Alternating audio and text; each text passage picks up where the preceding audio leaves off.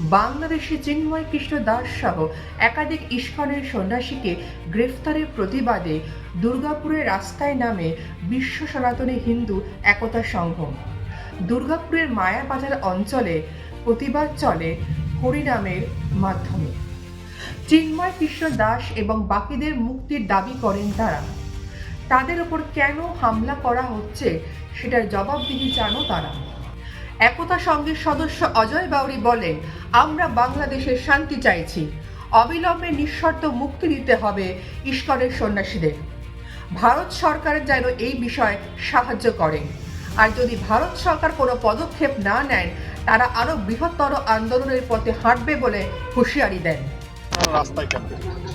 আমরা রাস্তায় এসেছি আজকে এই কারণে, আমাদের প্রতিবেশী রাষ্ট্র বাংলাদেশে যে হিন্দুদের উপর যে ক্রমাগত অত্যাচার হচ্ছে তার বিরুদ্ধে, তাছাড়া আমাদের সবচেয়ে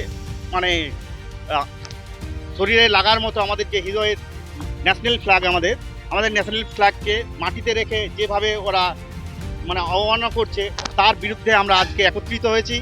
হরে কৃষ্ণ হরে রাম নাম সংকীর্তনের মাধ্যমে আমরা সমবেত হয়েছি একসঙ্গে ওদের প্রতিবাদ জানানোর জন্য।